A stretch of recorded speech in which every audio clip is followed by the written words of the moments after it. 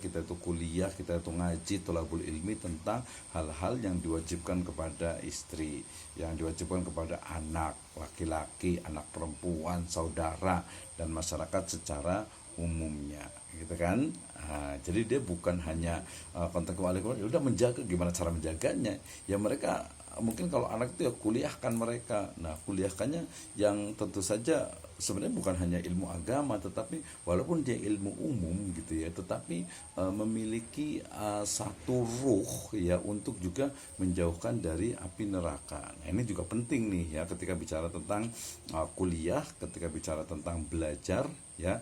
Misalnya nih ya, ibu bapak sekalian, mungkin ada yang sudah punya anak gitu ya, bentuk tadi wa ahlikum naro berarti memasukkan mereka mungkin ada beberapa udahlah saya agak lingkungannya agak susah nih, kemudian juga khawatir, ya udah dimasukkan ke pesantren. Nah, itu berarti sudah mengamalkan dari wa ahlikum naro ya. Itu kan kita kan manusia kan adalah ikhtiar kan ya, kita kan usaha. Atau mungkin ada juga nih adalah saya di SD aja gitu ya, atau mungkin ada di SDIT, oke lah SDIT di SD saja, tapi walaupun di SD tapi mungkin siangnya ikut pengajian, ikut apa misalnya sekolah madrasah, sekolah adiniyah misalnya, atau mungkin diajarkan sendiri ya. Nah, sehingga tidak juga melupakan ya, artinya walaupun dia sekolah umum atau mungkin kuliahnya di yang umum gitu, tapi juga tetap kewajiban-kewajibannya itu tetap juga diajarkan, atau kita mengundang guru dan lain sebagainya. Sehingga konteksnya saya bisa menyebutkan ku anfusakum, berarti kita belajar nih tentang hal-hal yang apa, yang mendekatkan kepada surga dan menjauhkan dari neraka. Kemudian juga mengajarkan, mengajari, memberikan kesempatan keluarga kita untuk mereka itu bisa misalnya apa, untuk melaksanakan kewajiban amalan yang mendekatkan kepada surga dan menjauhkan yang dilarangnya. Nah, ini kan dalam konteks ini kan sangat banyak sekali ya, berarti ya sangat banyak sekali dalam artian ya sangat beragam, dan berarti ayat ini menjadi induk dari berbagai amalan, terutama yang kaitannya dengan apa, mengamalkan amalan-amalan yang mendekatkan ke surga dan juga menjauhkan atau yang menjauhkan dari neraka tentu saja ya. Jadi mengetahui amalan-amalan yang mendekatkan kepada surga dan juga mengetahui amalan-amalan yang mengakibatkan kita masuk ke dalam neraka, waliyatubillah. Baik, saya biar semangat dulu ya, kita minum dulu nih.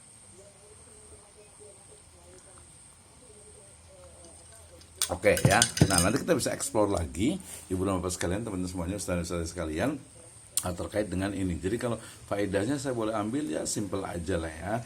Jadi bahwa setiap kepala rumah tangga bertanggung jawab atas orang-orang yang ada dalam rumah tangganya. Ia wajib menjaga dirinya dan keluarganya dari api neraka.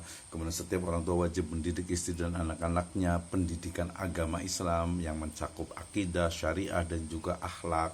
Ya, wajib bagi orang tua mengajarkan keluarga dan anak-anaknya tentang wudhu, sholat, ya sekaligus memerintahkan mereka untuk melaksanakan sholat di usia 7 tahun. Apabila di 10 tahun mereka belum bisa atau belum melaksanakan atau tidak melaksanakan, maka boleh memukulnya, tetapi pukulan yang mendidik dan tidak melukai ya. Kemudian juga apabila mereka itu sudah dewasa, sudah balik, memisahkan ya tempat tidur mereka ya antara laki-laki dengan perempuan ya, dengan laki antara laki-laki juga perlu juga ya, agar terhindar dari hal-hal yang sifatnya negatif. Kemudian Rasul SAW juga membedakan nih antara umur 7 tahun dan 10 tahun ya, ada sabain ya, atau ada 7 dan juga ada 10. Ini nanti kita bisa kembangkan dalam konteks psikologi pendidikan atau psikologi perkembangan anak ya, fase-fase pendidikan anak itu masih relevan atau tidak, ini sesuai tidak seperti apa nih di zaman sekarang ini ya. Dan jelas bahwasanya orang tua itu wajib melindungi anak mereka dari